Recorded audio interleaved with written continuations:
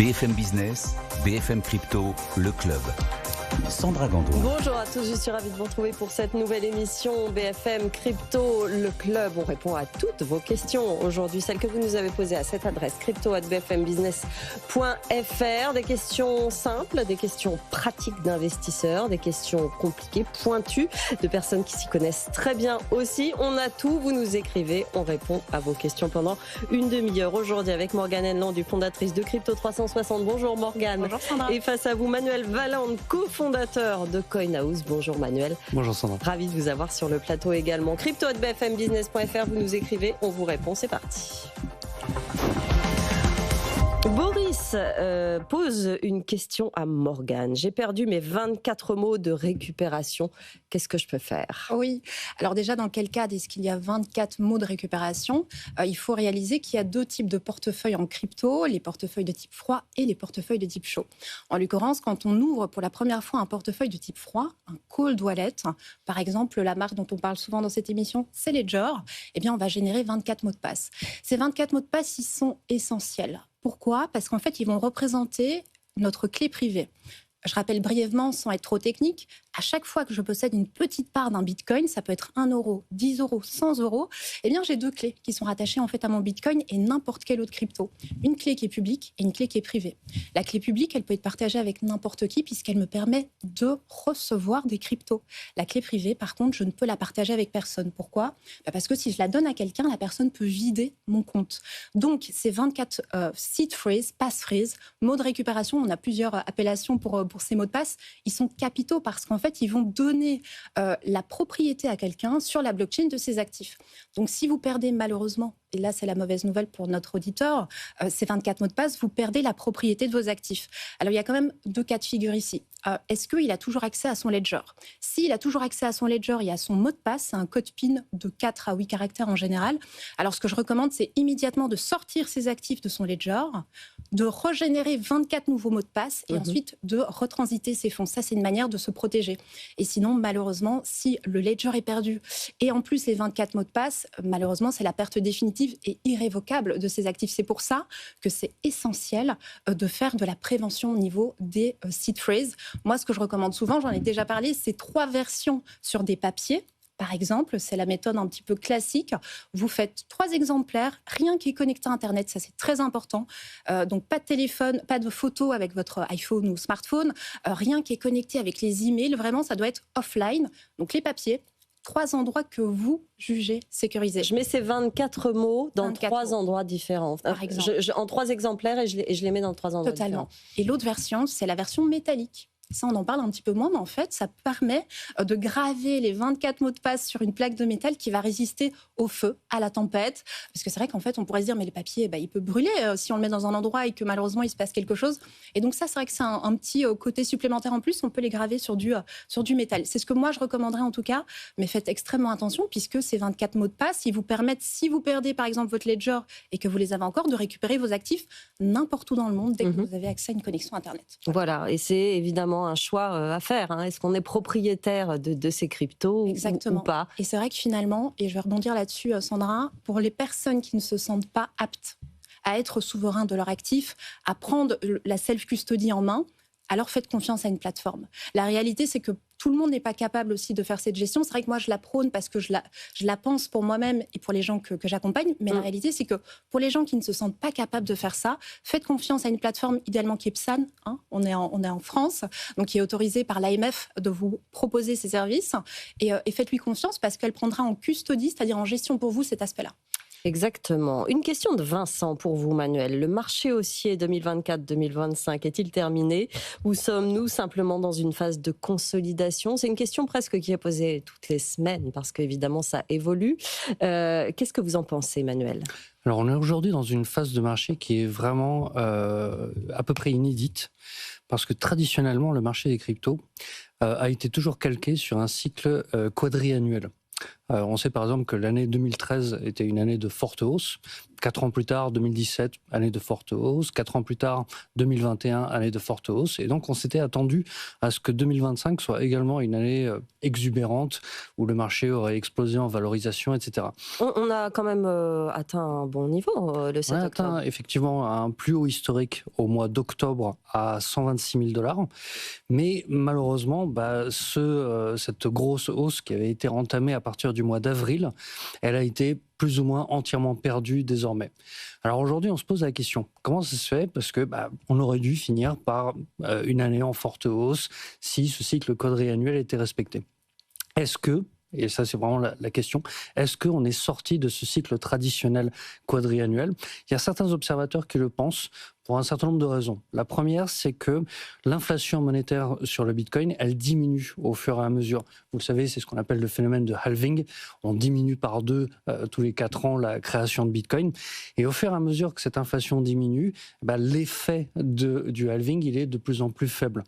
Et le deuxième gros facteur qui est à considérer, c'est que les institutionnels sont aujourd'hui fortement rentrés sur le marché. Ouais. Avec les ETF, avec tout ce genre de produits. Et eux, ils vont être beaucoup plus regardants sur d'autres facteurs. Des facteurs macroéconomiques, les taux de la Fed, les taux du chômage aux États-Unis, tout ce genre de choses qui vont être beaucoup plus prépondérants pour ces acteurs-là. Donc, on peut se dire que désormais, on est peut-être sorti du cycle quadriannuel. Alors, on va pouvoir le vérifier début 2026.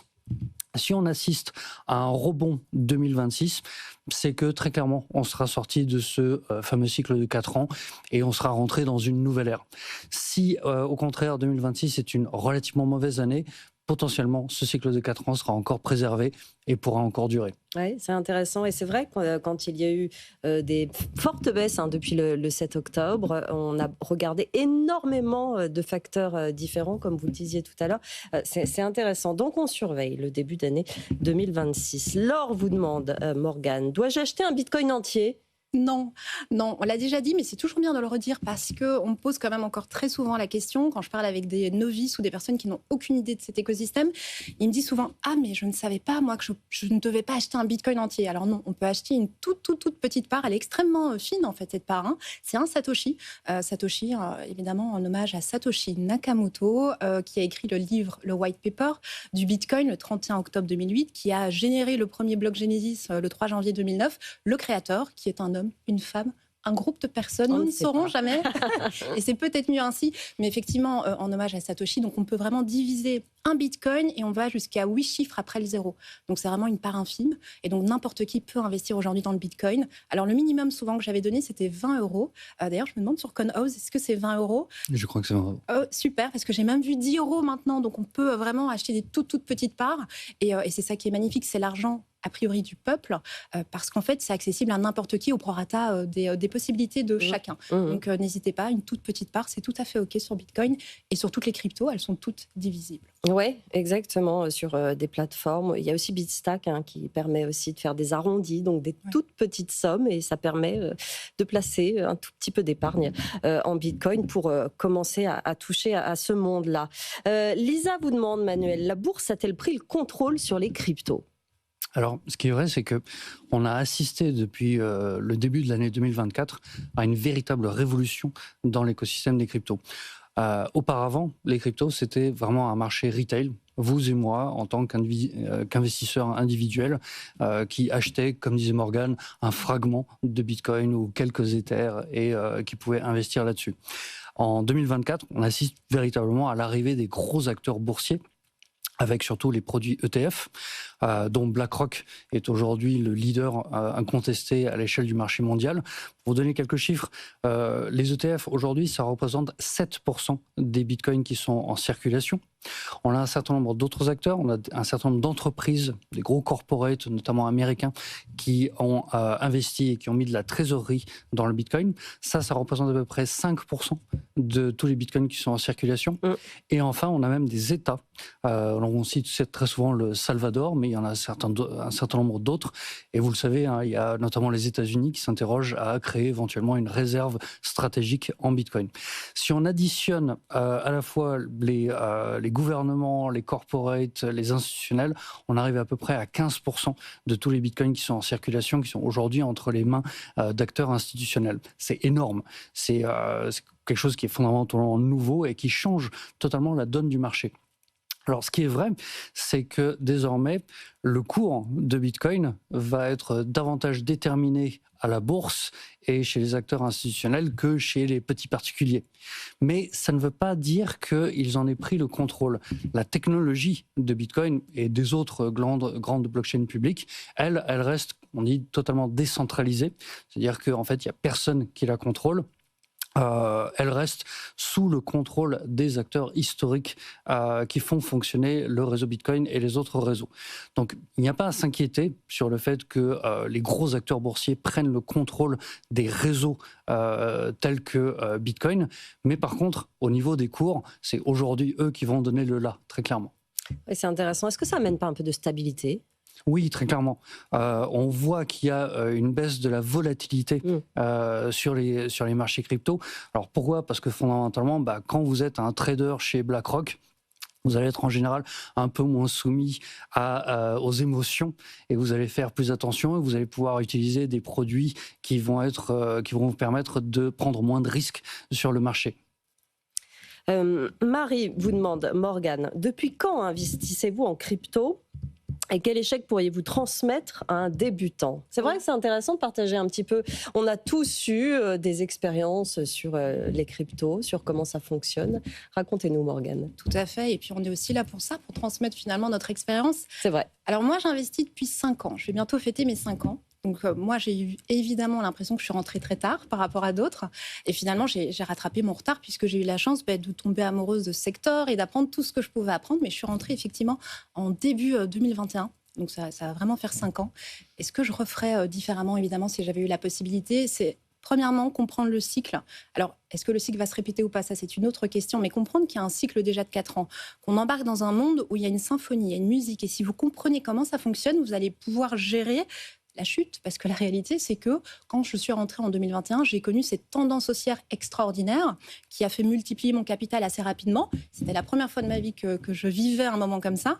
Mais quand on ne sait pas qu'après un bull run, donc cette grosse tendance haussière qui dure en général 1 an, 18 mois, en tout cas historiquement, qu'il y a il y a la période boursière qui arrive juste après, qui est beaucoup plus, qui fait peur parce que la réalité, c'est que la plupart des actifs perdent en capitalisation.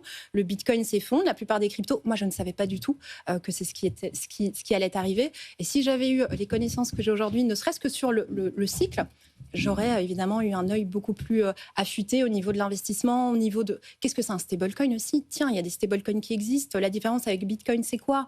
Parce que les stablecoins existent quand même depuis 2014, si je ne me trompe pas, pour le Tether, un peu plus tard pour l'USDC 2019, si je ne me trompe pas, mais donc ils existaient déjà à ce moment-là. Je n'avais aucune idée de ce qu'était un stablecoin. Ouais. Je ne savais même pas comment faire une transaction sur la blockchain. Donc c'est vrai que toutes ces choses-là, ça va vous permettre d'optimiser votre expérience dans ce nouveau monde dans lequel vous allez embarquer, comprendre le cycle, comprendre les réseaux, optimisation des frais aussi, comprendre les stablecoins, tout ça, et alors automatiser aussi les ordres. Ça aurait pu être quelque chose qui m'aurait beaucoup aidé au début. Vous parlez du DCA ? On peut faire le DCA, mais aussi par exemple les ordres limites. La magie des ordres limites, c'est que vous ne devez pas être derrière votre PC, vous allez automatiquement soit convertir en stablecoin sans être derrière votre PC, soit si vous avez envie de revendre, si vous avez envie de convertir vers Bitcoin, si vous êtes sur un altcoin qui est un petit peu plus jeune, un petit peu plus risqué du coup. Ça, c'est des choses qui vont vous faire gagner un temps fou.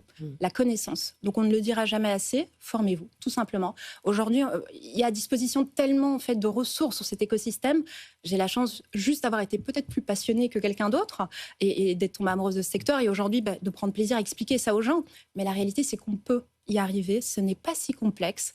Et peut-être que vous allez être surpris, un peu comme moi, et que vous n'allez plus jamais en sortir. Donc, formez-vous, comme ça vous saurez, vous connaîtrez en tant qu'investisseur. Manuel, je vous vois, c'est vrai que c'est très important d'avoir les bonnes informations avant de commencer à investir. Laurent vous demande, Manuel, Bitcoin va-t-il rester le leader des cryptos ou se faire détrôner par des projets plus innovants ? Très bonne question. Absolument. C'est une question qui est souvent posée dans le monde de la crypto. Et elle est tout à fait justifiée.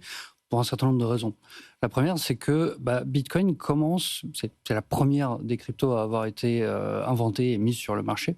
Elle commence à accuser un peu un retard technologique. Sur Bitcoin, lorsque vous faites une transaction, vous devez attendre une dizaine de minutes avant qu'elle soit acceptée et avant qu'elle soit traitée et intégrée à la blockchain. Sur Bitcoin, vous pouvez aller à peu près jusqu'à 10 transactions par seconde, ce qui n'est pas énorme. Sur Bitcoin, vous avez un problème qui est une énorme consommation énergétique. Et en parallèle de ça, vous avez un certain nombre d'autres blockchains qui sont arrivées sur le marché et qui, elles, ont évidemment essayé d'apprendre des erreurs initiales de Bitcoin. Vous avez aujourd'hui des blockchains qui vous permettent d'avoir des transactions qui sont validées avec un temps inférieur à 1 seconde, qui sont capables de traiter plusieurs milliers de transactions par seconde, qui n'ont pas de problématique de gaspillage énergétique, et ainsi de suite, et ainsi de suite. Oui. Donc on se dit, potentiellement, ces blockchains, elles pourraient éventuellement détrôner le Bitcoin. Pour l'instant, ce n'est pas le cas du tout. Et il y a un chiffre qui est toujours intéressant à regarder, c'est ce qu'on appelle la dominance de Bitcoin sur le marché. Alors la dominance, c'est l'idée de dire, si vous prenez la valorisation totale du marché des cryptos, quel est le pourcentage qui est représenté par la valorisation de Bitcoin ? Aujourd'hui, ce pourcentage est de 60%. C'est-à-dire 60% de la valeur totale du marché des cryptos, c'est sur le Bitcoin. Ce qui veut dire qu'il est encore extrêmement prépondérant sur l'ensemble du marché. Et pire que ça, cette prépondérance de Bitcoin, cette domination, en fait, elle est en forte augmentation. Au plus bas, elle est descendue aux alentours de 35%. Et en fait, depuis l'année 2022, on était aux alentours de 38% de domination sur le Bitcoin. On est augmenté constamment de 38 à actuellement 60%. Ce qui veut dire que les investisseurs considèrent que la crypto la plus intéressante, la crypto avec la meilleure valeur, c'est le Bitcoin, et ça l'est de plus en plus. Et on le voit. On parlait tout à l'heure des investisseurs institutionnels. 70% des investissements des institutionnels sont directement sur le Bitcoin. Ils boudent un peu l'ensemble du reste du marché. Ils se concentrent principalement sur Bitcoin. Pourquoi ? Parce qu'on considère que, et à juste titre, que la blockchain Bitcoin est la mieux sécurisée. Et il y a évidemment cet effet de premier entrant sur le marché. Tout le monde a déjà au moins entendu parler de Bitcoin. Les autres cryptos, c'est déjà beaucoup moins sûr qu'on en ait entendu parler. Donc Bitcoin a encore beaucoup d'avance sur le marché, et même cette avance se consolide. Donc non, on ne verra pas, au moins sur le court terme, un dépassement de Bitcoin par d'autres blockchains. C'est quoi le court terme ? C'est 10 ans ? C'est au moins 2 ans, je dirais. Au moins 2 ans. Ouais. Et dans les 40% qui restent, vous parliez des 60% représentés par Bitcoin. Qu'est-ce qui pourrait menacer éventuellement au-delà de ça ? Le challenger de Bitcoin le plus connu est évidemment Ethereum, qui représente à l'heure actuelle, si je ne dis pas de bêtises, 9 à 10% de la valorisation totale du marché, qui a pas mal baissé. Au maximum, je crois qu'il était monté aux alentours de 20-25%. Et ensuite, ça tombe très vite. Ensuite, on va tomber à des choses comme 3%, 2, 1, et ensuite, c'est des poussières. Donc très clairement, on a encore un marché qui est très très fortement concentré sur le Bitcoin, avec quelques challengers, 3-4 challengers. On peut citer Solana, évidemment les stablecoins, et ensuite on part sur des valorisations qui sont beaucoup plus basses. Et voilà, et donc Bitcoin a encore de beaux jours, de beaux mois devant lui pour investir. Une question de Pierre pour vous, Morgane. J'ai perdu beaucoup d'argent avec Luna. Je suis un peu déçue du monde des cryptos. Devrais-je me relancer en 2026 ? Oui, beaucoup de gens en fait ont perdu quand même pas mal d'argent dans cette crise qu'a connue l'écosystème de Luna. Alors à la fois, il y avait son stablecoin, l'UST, qui s'est complètement dépégué. D'ailleurs, c'est aussi quelque chose qu'il faut prendre en compte quand on s'intéresse à l'écosystème des stablecoins. Leur but, c'est d'être stable. La promesse de l'UST, c'était d'être stable. Le problème, c'est que c'était un stablecoin algorithmique. Donc, ils ont voulu un petit peu innover. Bon, ça s'est très mal passé, puisqu'en fait, il s'est complètement dépégué, il a craché. Et les personnes qui avaient mis leur argent en stablecoin, pensant que ça allait être stable, ont perdu de l'argent. Ça peut être le cas de notre auditeur, ou ça peut être le LUNC, L-U-N-C. Quoi qu'il en soit, ce qui est intéressant ici, et notre auditeur, ce qu'il doit comprendre, c'est que il n'est pas le seul à avoir vécu ce genre de choses dans l'écosystème. Malheureusement, il a eu une expérience qui est une expérience plutôt néfaste.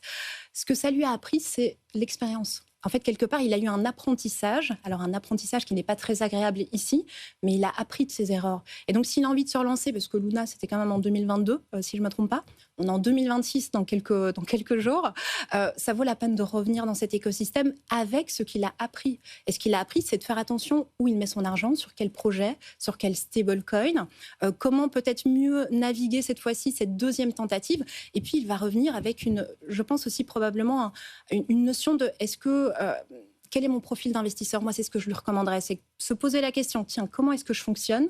Quelle stratégie serait la bonne pour moi? Quel actif est en cohérence avec l'objectif que j'ai envie d'atteindre dans cet écosystème?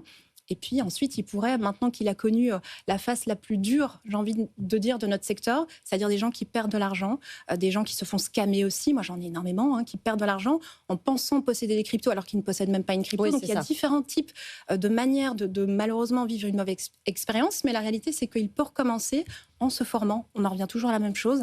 Et puis aussi, il a appris. Et donc, je pense qu'il peut utiliser cette expérience de manière bénéfique pour cette nouvelle tentative en 2026, peut-être avec une vision long terme, peut-être en restant uniquement sur Bitcoin. Voilà, avec des actifs un peu moins risqués, un peu plus... Des fondations un peu plus solides. Voilà, des fondations un peu plus solides sur des plateformes qui sont très reconnues, avec des portefeuilles froids, exactement. Par exemple, portefeuille froid, voilà. Même peut-être plusieurs portefeuilles froids. Voilà. Une partie sur des exchanges auxquels on peut avoir conscience. Voilà, tout est possible.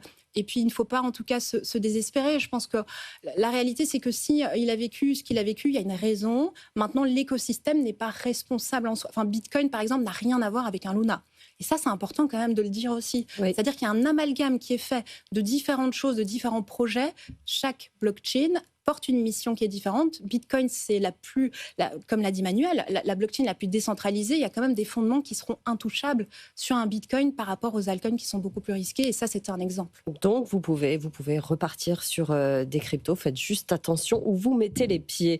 Lolita vous demande, Manuel, quels sont les changements attendus au 1er janvier 2026 concernant la fiscalité et la régulation des cryptos en France? Ça, ce qui est bien, c'est que c'est un sujet qui évolue en permanence. On peut en reparler, c'est sans fin. À quelle sauce allons-nous être mangés? Oui. Alors, ce qu'il faut savoir, c'est que donc il y a une nouvelle directive européenne qui va rentrer en vigueur au 1er janvier 2026. Cette directive, elle porte le doux nom de DAC 8. Et DAC 8 a pour objectif d'augmenter la transparence sur le marché des cryptos et de lutter contre la fraude fiscale. Alors, comment est-ce que ça va être fait? L'idée, ça va être que à partir du 1er janvier, les plateformes crypto qui opèrent en Europe seront tenues de partager les informations sur leurs clients avec le fisc. C'est-à-dire toutes les transactions d'achat, vente, échange, transfert pourront être accessibles aux autorités fiscales. Encore une fois, avec un but louable qui est évidemment de lutter contre la fraude fiscale. Alors on peut s'inquiéter au point de vue de la préservation de la vie privée des gens, etc. Sauf que c'est des choses qui existent d'ores et déjà et depuis longtemps dans le monde de la banque traditionnelle, qui offre déjà une transparence complète auprès des autorités pour l'ensemble des transactions. Donc en fait, c'est juste une mise en conformité du marché crypto avec les autres marchés financiers et notamment avec les comptes courants et tout ce genre de choses qui font que, encore une fois, le marché des cryptos tombe un peu dans l'escarcelle des investissements du quotidien de monsieur et madame tout le monde. Donc on s'adapte et on devient un acteur normal de ce marché. Qu'en est-il de cet amendement qui est en train d'être proposé pour aussi aller voir ce qu'il y a dans les cold wallets? Est-ce que c'est passé, ça? Est-ce que c'est fait ou pas encore? Non, pas encore. Donc pour l'instant, il n'y a pas d'obligation de déclarer les fonds qui sont sur des cold wallets que vous possédez en propre. Il se pourrait que ça vienne un jour, mais ce n'est pas le cas. C'est pas le cas. L'autre point, c'est au niveau de la fiscalité. Donc ça, a priori, c'est inchangé. C'est-à-dire il y aura toujours un prélèvement forfaitaire unique de 30% sur les plus-values que vous effectuez sur le marché crypto lorsque vous reconvertissez en euros. Donc ça, a priori, pas de changement. Alors ça, il y a des petites subtilités quand même sur cette fiscalité-là. C'est pas aussi simple que quand c'est dit comme ça. C'est une compensation entre vos plus-values, vos moins-values. Il y a une liste de toutes vos opérations à déclarer, c'est ça. L'année dernière, on attendait que cette année, les plateformes envoient cette liste de transactions aux autorités fiscales. Est-ce que ça s'est passé ou est-ce que non, c'est pas encore fait? Mais à partir du moment où DAC 8 sera implémenté, là, a priori, les autorités pourront avoir l'intégralité de ces informations. Alors, est-ce qu'il faudra toujours les déclarer en plus ? Je ne sais pas, mais ou alors les plateformes pourraient éventuellement s'en occuper pour vous. Oui, comme les autres plateformes le font pour les autres données. Est-ce que vous voulez compléter ? Il nous reste une petite minute, Morgane, sur cette question de la fiscalité. Non, il va falloir voir qu'est-ce qui va être décidé. Maintenant, c'est vrai que l'idée de transmettre les informations qu'on a sur des cold wallets, ça me paraît effectivement assez incompatible avec la vision de cet écosystème et la raison pour laquelle, à la base, les personnes se sont intéressées notamment à Bitcoin, la notion de souveraineté financière, mais aussi au niveau de ces données, finalement. Et donc, effectivement, c'est un petit peu compliqué. J'espère qu'on aura des bonnes nouvelles et que ça ne passera pas. Ça fait beaucoup de vagues, en tout cas dans la communauté crypto, d'entendre qu'effectivement, pour protéger ces actifs et pour protéger ces données, on met tout ça sur une clé Ledger et que finalement, l'administration fiscale pourrait y avoir accès. En tout cas, ce n'est pas encore passé comme nous le dit Manuel. Et on va suivre ça tout au long des prochaines semaines, des prochains mois dans cette émission Crypto. Merci à tous les deux d'être venus pour répondre à toutes ces questions que vous nous avez envoyées et que vous pouvez continuer à nous envoyer sur crypto@bfmbusiness.fr. Morgane Enlandu, fondatrice de Crypto 360, Manuel Valente, cofondateur de CoinHouse. Merci à tous les deux d'être venus dans cette émission à retrouver en podcast et en replay sur notre appli et notre site. Je vous laisse entre les mains de BFM Bourse. Passez une très bonne journée sur BFM Business. BFM Business, BFM Crypto, le club.